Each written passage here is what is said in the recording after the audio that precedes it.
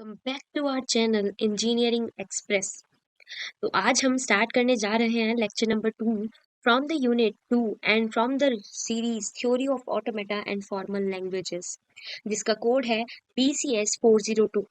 तो लास्ट जो हमने न्यू यूनिट स्टार्ट की थी रेगुलर एक्सप्रेशन, उसमें हमने पढ़ा था रेगुलर एक्सप्रेशन के बारे में कि वो क्या है, उसकी बेसिक प्रॉपर्टीज, ठीक है, क्या क्या उसमें लॉज यूज होते हैं, ठीक है, और उसके बेसिस पे हमने कुछ क्वेश्चंस अटेम्प्ट किए थे। आज हम करने जा रहे हैं बहुत ज़्यादा important topics cover particular unit 2 से, जो इम्पोर्टेंट हैं सेमेस्टर एग्जाम्स के लिए। तो आई होप आप सब रेडी हैं, ठीक है। कॉपी एंड पेन प्लीज लेके बैठिएगा, जिससे कि मैं जब भी आपको कुछ इंपॉर्टेंट बताऊं वो आप अपनी कॉपी में नोट डाउन कर लें, ठीक है। देरी ना करते हुए स्टार्ट करते हैं अपना लेक्चर नंबर 2 एंड करते हैं आज हम क्या क्या टॉपिक्स कवर करेंगे, ठीक है। लास्ट हमने जो कवर किया था वो क्या था, रेगुलर एक्सप्रेशन।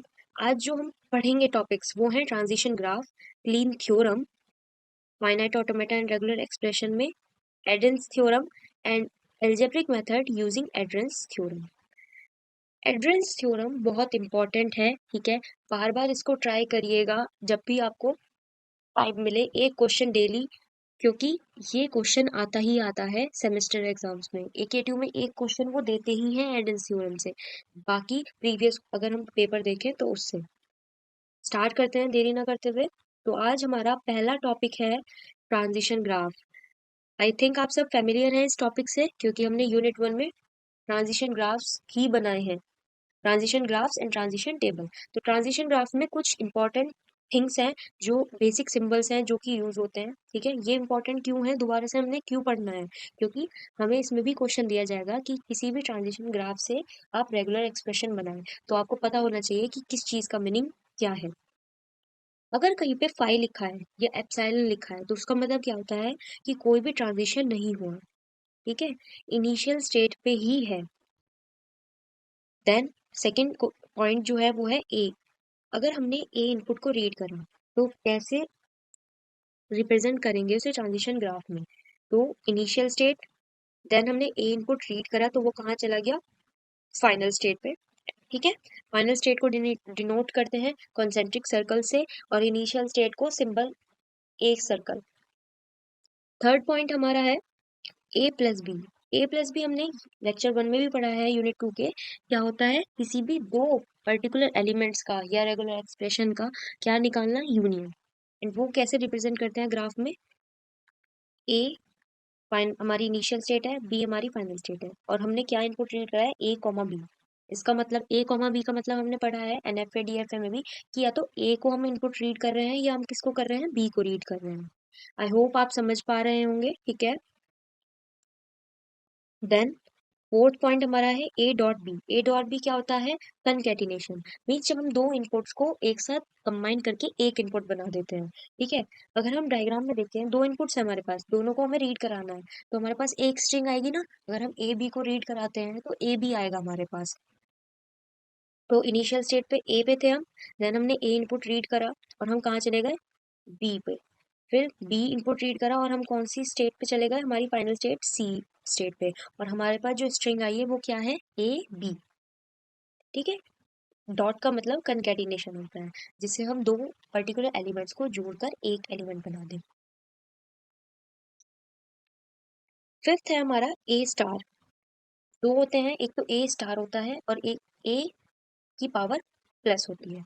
ए की पावर जब स्टार होती है तो उसको क्लीन क्लोजर बोलते हैं, ये हमने लास्ट लेक्चर में पढ़ा था, तो मैं आपको ज़्यादा एक्सप्लेनेशन इसमें नहीं दे दूंगी, ठीक है। आपको पता है कि इसको हम कैसे रिप्रेजेंट करते हैं, क्या इसकी वैल्यूज होती हैं, ठीक है, और हम ये इसको क्यों यूज करते हैं।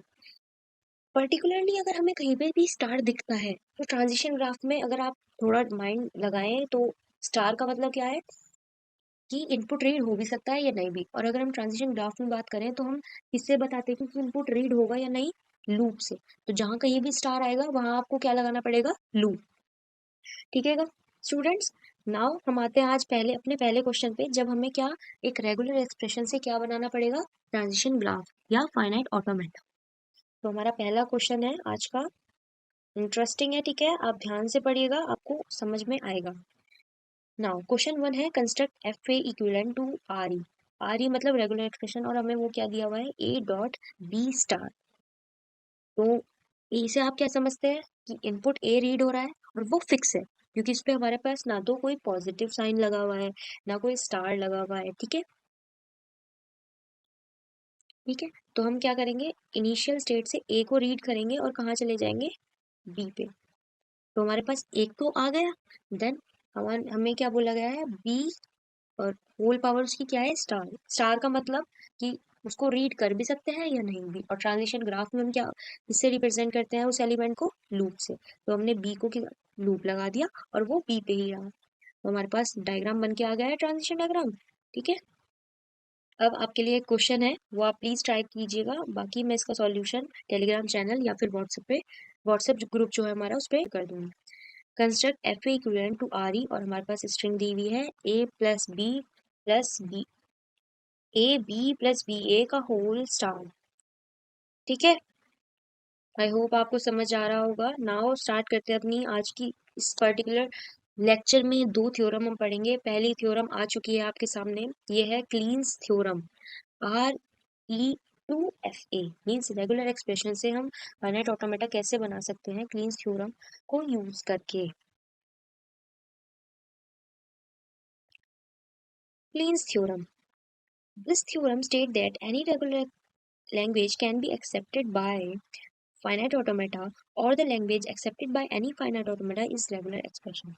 मतलब या तो अगर कोई रेगुलर लैंग्वेज है जो फाइनाइट ऑटोमेटा मशीन जो है वो एक्सेप्ट कर रही है, ठीक है, या क्या है कि कोई भी लैंग्वेज अगर हम फाइनाइट ऑटोमेटा ने एक्सेप्ट कर ली तो वो रेगुलर लैंग्वेज कहलाती है। या इसकी दूसरी डेफिनेशन क्या है, for any regular expression R that represent language L bracket R there is a finite automata that accept some languages। ठीक है, फॉर एग्जाम्पल तीन हमारे पॉइंट्स हैं मेन जो कि यूज होंगे आगे आने वाले क्वेश्चंस में। तो R1 और R2 हमारे पास दो रेगुलर एक्सप्रेशन है, उनको कैसे रिप्रेजेंट करते हैं, R1 प्लस R2। अगर हमें क्या निकालना है, यूनियन। तो अगर हम यूनियन निकाल रहे हैं दो रेगुलर एक्सप्रेशन का, तो उनकी लैंग्वेजेस का यूनियन क्या होगा, LR1 यूनियन LR2। ऐसे ही कंकेटिनेशन निकालना है तो LR1 डॉट LR2। ठीक है, थर्ड पॉइंट पे आते हैं, R1 star is a regular expression to whose corresponding language is LR1 star. इसका क्या मतलब है कि अगर हम किसी भी रेगुलर एक्सप्रेशन का क्लीन क्लोजर निकाल रहे हैं तो उसकी लैंग्वेज का क्लीन क्लोजर भी हम उसको फाइंड आउट कर सकते हैं, वही सेम होगा। ठीक है, नाउ क्वेश्चन पे आते हैं हम अपने पहले। कंस्ट्रक्ट अ फाइनाइट ऑटोमेटा, और आपको रेगुलर एक्सप्रेशन दे दिया है, ठीक है, और आपको क्या बनाना है, ट्रांजिशन डायग्राम फाइनाइट ऑटोमेटा का। तो स्टेप वन क्या होगा, हमने क्या किया स्टेप वन में, तीन हमारे पास कंडीशन थी। पहली कंडीशन थी 0+1 का होल स्टार, हमने वो कंडीशन ली। Then 0 0+1 1 second condition. Third condition फिर से वही थी, 0+1 का होल स्टार।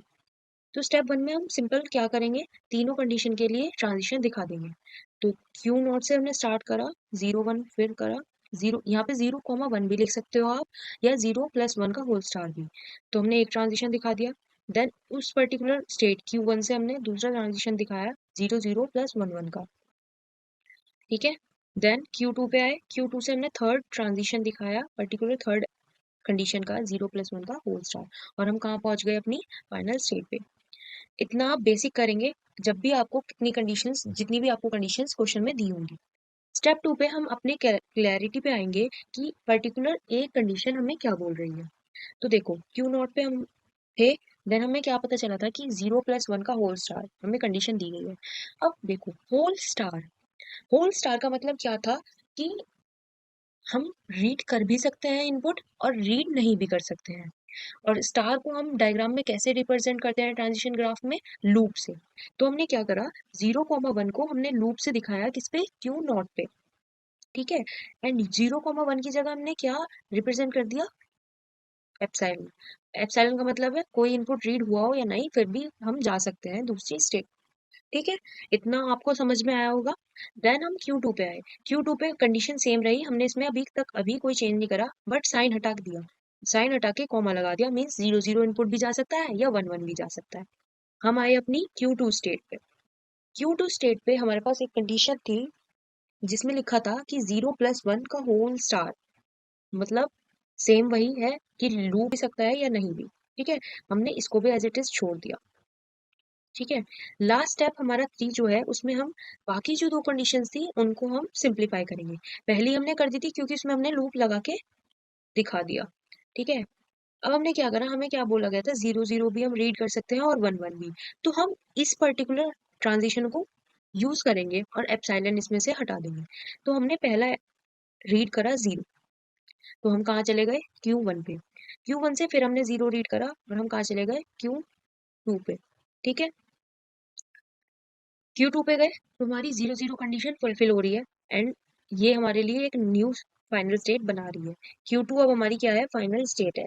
ठीक है, ऐसे ही अगर हम 1 को लें, डबल 1 के लिए हम अगर बनाएं ट्रांजिशन ग्राफ तो ऐसे बनेगा। ठीक है, तो मींस अगर हम 0 0 इनपुट ले रहे हैं तो भी वो फाइनल स्टेट पे जा रहा है, 1 1 ले रहे हैं तो भी फाइनल स्टेट पे जा रहा है, और अगर हम ये लूप भी लगा रहे हैं तो भी वो कहाँ जाएगा, फाइनल स्टेट पर ही जाएगा। अब हमारे पास बचा लास्ट कंडीशन जो कि थी 0 + 1 का होल स्टार। होल स्टार का मतलब है कि लूप लगेगा और उसके अंदर जो भी हमारे पास एलिमेंट्स है उनको लूप में रख दो। तो 0 1 मीन्स 0 भी चलेगा, 1 भी चल सकता है, या फिर 0 1 चले ही ना, एप्सिलॉन। ठीक है, तो हमारी जो रिक्वायर्ड ट्रांजिशन ग्राफ था वो क्या था, स्टेप 3। ठीक है, आई होप आपको समझ में आया वो क्वेश्चन। अब आपके लिए एक क्वेश्चन मैं प्रैक्टिस सेशन के लिए दे रही हूँ जिससे आपको बेटर अंडरस्टैंडिंग मिलेगी, और प्लीज वीडियो को पॉज करें करें और इस क्वेश्चन को सॉल्व करें। 2 क्वेश्चन है आपके लिए। Question, construct finite automata equivalent to regular expression, और कंडीशन ये है। देन एक क्वेश्चन और है, construct N F A equivalent to regular expression 1 0 plus bracket 0 + 1 1 0 star 1। कोई भी प्रॉब्लम आती है तो मैं आपका सॉल्यूशन डाल दूंगी टेलीग्राम चैनल पे, आप वहां से इसको समझ लीजिएगा। ठीक है, नाउ अब जो हम स्टार्ट करने जा रहे हैं, हमारा मेन टॉपिक है इस पर्टिकुलर यूनिट का भी और इस लेक्चर का भी। इससे डायरेक्ट क्वेश्चन आता है आपके एकेटीयू एग्जाम्स में। इसको तो बहुत अच्छे से आपको करके देखना ही देखना है और समझना भी है। देरी न करते हुए स्टार्ट करें। तो इस पर्टिकुलर टॉपिक का क्या नाम है, एडेंस थ्योरम। ये क्या बोलता है, दिस थ्योरम स्टेट दैट अगर हमारे पास दो रेगुलर एक्सप्रेशन है P एंड Q, ठीक है, एक लैंग्वेज के लिए, and if P does not contain epsilon, और अगर P जो है वो एप्सिलॉन कंटेन ना करे, तो वो रेगुलर लैंग्वेज के लिए क्या इक्वेशन बनाएगा, दो इक्वेशन बनाता है। पहली इक्वेशन है the following equation are given by, तो जो आर की इक्वेशन है वो कैसे गिवन होगी, R equals to Q plus R P, पहली इक्वेशन।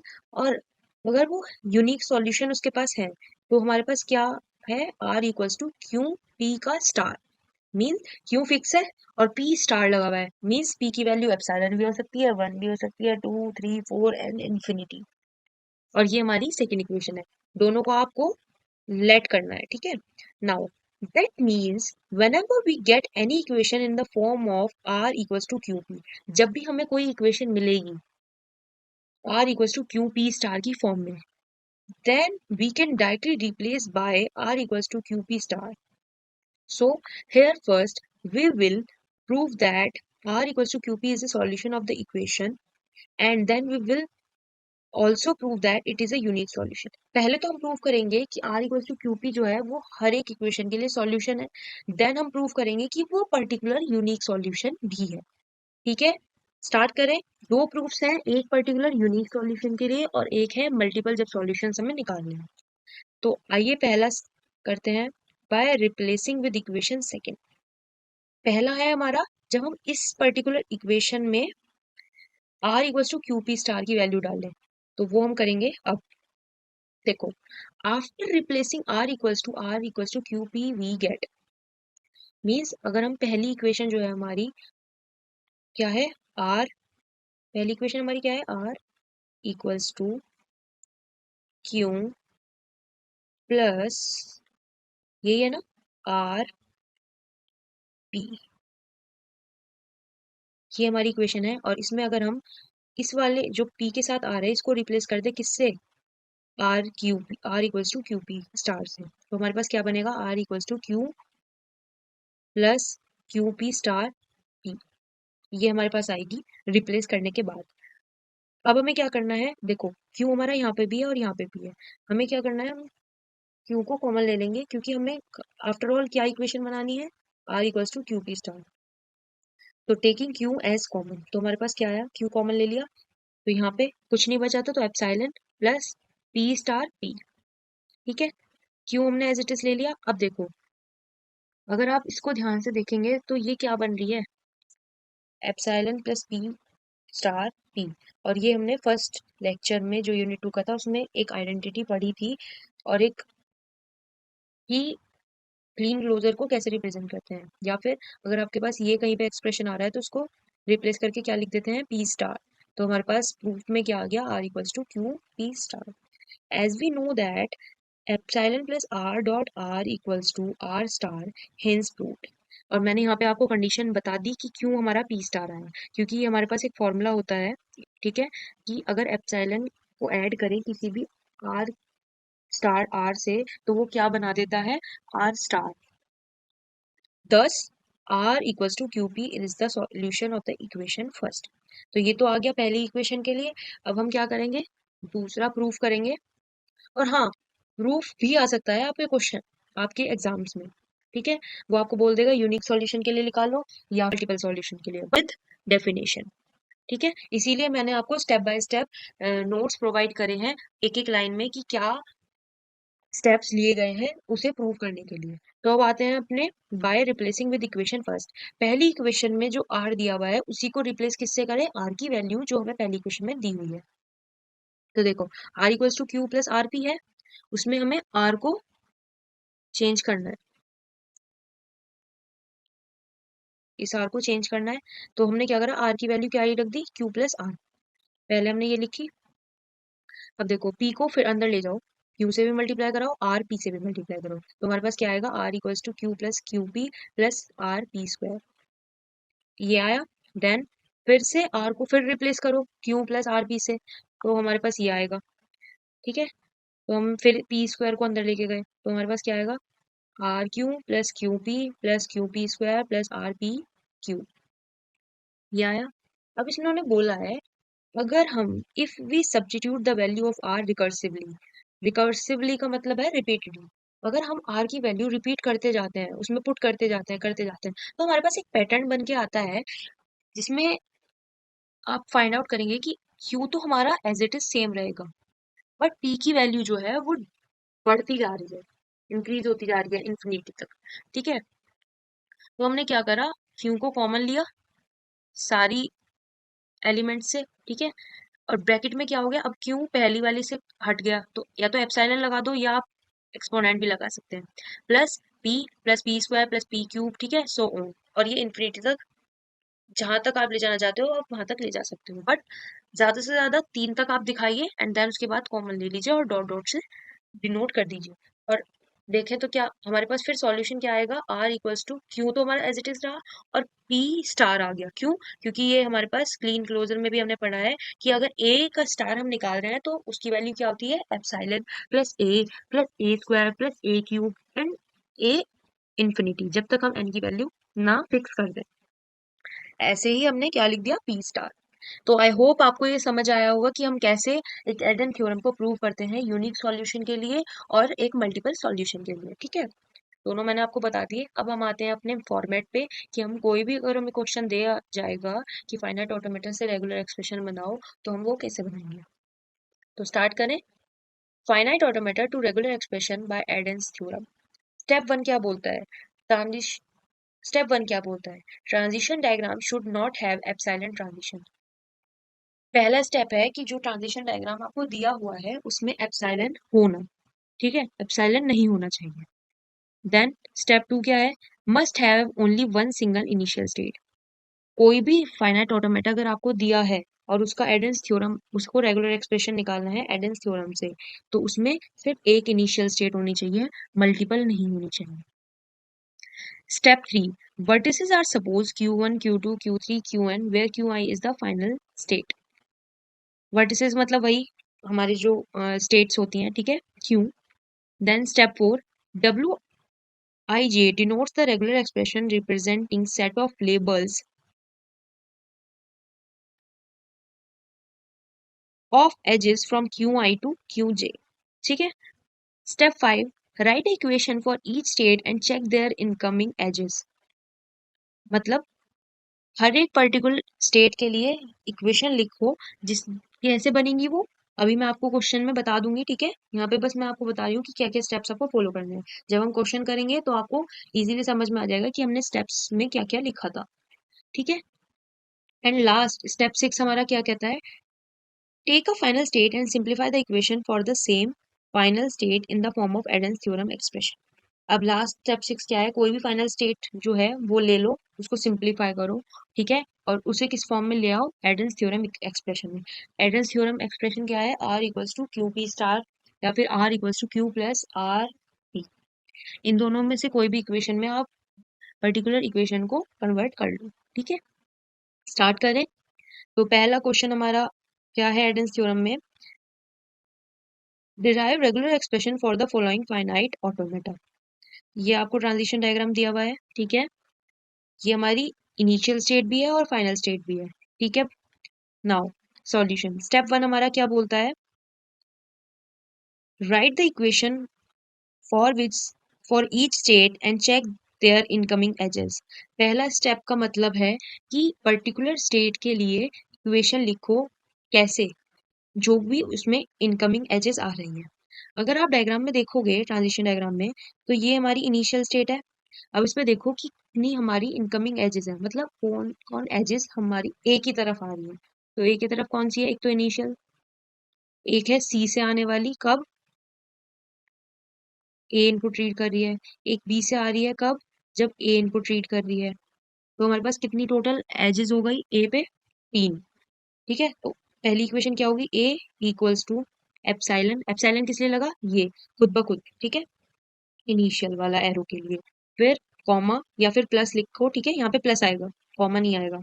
देन हमने लिखा बी से ट्रांजिशन हो रहा है और पर्टिकुलर क्या इनपुट के लिए, ए इनपुट के लिए। तो हमने ये लिखा, तो लिख दो स्टेट, कौन सी स्टेट से फिर कौन सा इनपुट रीड हुआ, प्लस फिर एक ट्रांजिशन कहाँ से था, सी से, और किस पे, ए इनपुट पे। तो epsilon plus B input B plus C input A, और वो हमारी फर्स्ट इक्वेशन होगी। ऐसे ही आप बी के लिए लिखोगे, ऐसे ही डी के लिए, ऐसे ही सी के लिए। बी के लिए सिर्फ एक एरो उसकी तरफ आ रही है ए से, और बी इनपुट के लिए तो हमने क्या करा, B equals to A, second equation. फिर हमने सी के लिए लिखी, तो एक आ रही है ए कॉमा बी, मतलब ए जो है स्टेट है और उससे क्या रीड होके आ रहा है, बी। देन डी के लिए लिखो, तो डी के लिए कितनी है, 1 2 3 4। ठीक है, डी पे सेल्फ लूप लगा हुआ है ए बी के लिए, तो 2 आ गए, D A D B, B से ए के लिए आया हुआ है और सी से बी के लिए आया हुआ है। तो ये फोर्थ इक्वेशन हमारी, 4 इक्वेशन बनी। और आप कैसे इसको चेक कर सकते हैं, जितनी आपके पास स्टेट होंगी उतनी ही आपके पास इक्वेशन बनेंगी। ठीक है, अब आते हैं हमने स्टेप नंबर 2 पे। स्टेप 2 क्या बोलता है, take the final state and simplify the equation from the same final state in the form of Arden's theorem. मतलब अब देखो, जिस भी इक्वेशन में एप्सिलॉन का यूज हो रहा है वो हमारी क्या है, फाइनल स्टेट, और उसी को हम बोलते हैं इनिशियल स्टेट। तो उसी को हम क्या करेंगे, एलिमिनेट करेंगे, मतलब सब्स्टिट्यूट उसमें से वैल्यूज। ए इक्वल्स टू लिया हमने, ये ले ली जो हमारी इक्वेशन बनी थी फर्स्ट। देन उसमें क्या करा हमने, बी की वैल्यू और सी की वैल्यू पुट कर दी। बी की वैल्यू क्या है, कैपिटल ए स्मॉल ए, तो वो हमने लिख दिया। सी की वैल्यू क्या है, कैपिटल ए स्मॉल बी, ये हमने सब्स्टिट्यूट करी। ठीक है, देन अगर हम देखें तो एप्सिलॉन तो ऐसे ही रह जाएगा, इसमें ए कॉमन आ रहा है, तो ए कॉमन ले लो बाहर। ठीक है, और ब्रैकेट के अंदर क्या आएगा, ए बी प्लस बी, क्या आया। Now if we compare this equation, जो हमारी इक्वेशन आई है ए की, अगर हम इसको कंपेयर करें एडेंस थ्योरम की इक्वेशन से, R equals to Q plus R P, तो हमारे पास क्या आ रहा है, R equals to Q P star. Therefore A क्या हो गया, आर हो गया, एप्सिलॉन एज इट इज ऐसे ही रह गया, प्लस जो पहला ए है वो किसको रिप्रेजेंट कर रहा है, क्यू को। ठीक है, और ब्रैकेट के अंदर का किसको रिप्रेजेंट कर रहा है, पी को। ठीक है, तो अगर हम लिखेंगे तो इसको ये क्या बनेगा, A equals to epsilon dot bracket में ए बी प्लस बी है। आई होप आपको क्वेश्चन समझ में आया होगा। ठीक है, अगर नहीं आया है तो आप प्लीज दोबारा से वीडियो को रिपीट करें उसी क्वेश्चन से, ठीक है, जिससे आपको समझ में आ जाए। एक दो क्वेश्चंस मैं आपको दे रही हूँ फॉर प्रैक्टिस, ठीक है, ये आपको करके देखना है। सॉल्यूशंस मैं आपको टेलीग्राम चैनल पे शेयर कर दूंगी। पहला क्वेश्चन इस पर्टिकुलर डायग्राम के लिए, देन सेकंड क्वेश्चन ये वाले। नाउ हम आते हैं अपने सेकंड मेथड पे, जो कि मैंने आपको स्टार्टिंग में ही बताया था, algebraic method using Arden's theorem. Algebraic मतलब हम जो आइडेंटिटीज यूज करके किसी भी एड्रेंस थ्योरम के लिए प्रूव करेंगे। तो सम पर्टिकुलर आइडेंटिटीज हैं, ठीक है, ये हमने फर्स्ट यूनिट में भी पढ़ी थी और यूनिट 2 के स्टार्टिंग लेक्चर 1 में भी पढ़ी है, ठीक है। पहली क्या है, R equals to R dot E. Means अगर रेगुलर एक्सप्रेशन को डिनोट करते हैं तो कैपिटल लेटर से भी कर सकते हैं और स्मॉल लेटर आर से भी कर सकते हैं। देन अगर कहीं पे फाई है तो उसका मतलब है जीरो ट्रांजिशन, कहीं पे एप्सिलॉन है तो वन, ठीक है, मतलब ट्रांजिशन हुआ है या नहीं, वन लिख देंगे। देन फिर उसके बाद ये है, ठीक है, epsilon dot R equals to R dot epsilon equals to R ही होगा। किसी भी रेगुलर एक्सप्रेशन का अगर हम एप्सिलॉन से कंकैटिनेशन कर रहे हैं तो आर ही आएगा, क्योंकि एप्सिलॉन की वैल्यू 1 होती है, ठीक है। आर प्लस आर अगर रेगुलर यूनियन निकाल रहा है तो आर ही आएगा। तो ये कुछ प्रॉपर्टीज हैं जो कि हमने काफी बार डिस्कस की है, ठीक है, मैं इसमें ज्यादा एक्सप्लेनेशन नहीं दूंगी, आप प्लीज इनको याद कर लीजिएगा, बहुत इंपॉर्टेंट है आगे आने वाले क्वेश्चंस को सॉल्व करने के लिए। और ये डायरेक्ट 2 मार्क्स में भी आ जाता है कभी कभी, तो याद कर लेंगे तो ज्यादा बेटर रहेगा। पहला क्वेश्चन अपना सॉल्व करते हैं आज का, और ये लास्ट क्वेश्चन है इस पर्टिकुलर यूनिट 2 लेक्चर नंबर 2 का, ठीक है। तो प्रूफ करना है हमें कि ये जो हमें एक्सप्रेशन दिया हुआ है, मतलब एलएचएस जो है वो इक्वल्स टू है आरएचएस के। अब देखो, अगर मैं आपसे बात करूं, जब भी आपको ऐसा क्वेश्चन मिलेगा तो क्या कोशिश कीजिएगा कि छोटे एक्सप्रेशन को प्रूफ ना करें बड़े एक्सप्रेशन में बनाने के लिए। मींस इसको कन्वर्ट इसमें नहीं करना, आप इसको इजीली इसमें कन्वर्ट कर सकते हैं। एलएचएस को आरएचएस में तो इजीली कन्वर्ट कर सकते हो, बट आरएचएस को एलएचएस में नहीं कर सकते, क्योंकि बहुत डिफिकल्ट हो जाता है। और कभी कभी क्या होता है, एग्जाम प्रेशर, टाइमिंग प्रेशर होता है, तो आप गलतियां कर देते हैं। स्टार्ट करें, हमने क्या करा, एलएचएस को लेट करा, ठीक है, लिख दिया हमने वो। अब देखो, अगर हम देखें तो 1 + 0 0 * 1 ये यहाँ पर भी कॉमन है और इसमें भी कॉमन है, ठीक है। हमने इस पूरे में से 1 + 0 0 * 1 को कॉमन ले लिया और ब्रैकेट में क्या कर दिया, epsilon plus 0 + 1 0 * 1 whole power star, और ये एज इट इज यहाँ पे है, ठीक है, टेकिंग कॉमन। ये मैंने आपको लिख दिया है, ठीक है, जिससे आपको समझ में आ जाए। अब देखो, यही पर्टिकुलर स्टेप दोबारा से हम फॉलो करेंगे, ठीक है। यहाँ पे तो हमने 1 + 0 0 * 1 लिया था कॉमन, अब हम क्या लेंगे, 1 को कॉमन लेंगे, किसमें से, इस छोटू रेगुलर से एक्सप्रेशन से। और अब हम क्या करेंगे, अभी तो पूरा कंप्लीट कॉमन लिया था, अब हम इस पर्टिकुलर स्मॉल कंडीशन में से 1 को कॉमन लेंगे, तो हमारे पास फिर एक इक्वेशन आ जाएगी। अब अगर आप देखो, ऊपर जाओ और ये देखो, इसको याद कर लो, ठीक है। Epsilon plus R dot R star equals to क्या होता है, आर स्टार के। तो अगर हम इसको यूज करें बाय यूजिंग दिस, तो हमारे पास वही बन रहा है कि हमने epsilon plus R R star, तो हमारे पास क्या आएगा, आर। तो 1 तो एज इट इज रह गया, और इस पर्टिकुलर इक्वेशन से हमें क्या मिल गया, आर स्टार मतलब 0 स्टार, ठीक है। ये हमने अभी एज इट इज के एज इट इज उतार दिया यहाँ पे, ठीक है। लेट करेंगे 0 + 1 0 * 1 को आर। अब अगर हम आर लेट कर लेंगे तो ये क्या बनेगी, epsilon plus R star dot R, और इसको इक्वल किसके रखते हैं हम, आर स्टार के, ठीक है। तो ये तो एज इट इज यहाँ आ गया, और जब हमने आर लेट करा तो हमारे पास ये बनी, और फिर दोबारा से उसी आइडेंटिटी को यूज करके हमने क्या बनाया, 1 0 स्टार ब्रैकेट 0 + 1 0 * 1 होल स्टार, और वो किसके इक्वल आ गया, आरएचएस के। बहुत सिंपल है, बट पर्टिकुलर आइडेंटिटीज यूज करके ही आपको प्रूव करना है, जैसे हम 12th और 11th क्लास में एल्जेब्रिक का करते थे ना, कि x + y² की आइडेंटिटी यूज करके, ये सब वैसे ही यहाँ पर भी होगा सेम।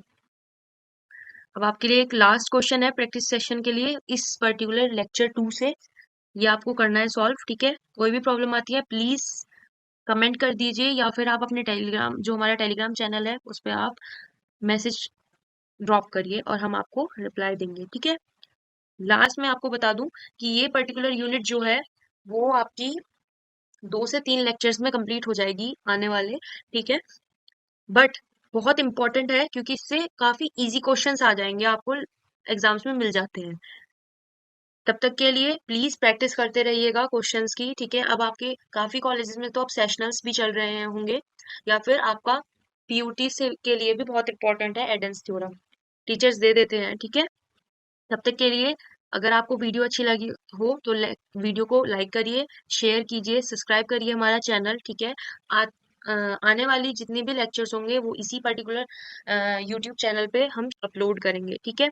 तब तक के लिए अपना ख्याल रखिए, ठीक है। प्रैक्टिस करते रहिए, जितनी प्रैक्टिस करेंगे उतना आपको बेनिफिट होगा, ठीक है, आउटपुट मिलेगा। Thank you so much students, take care.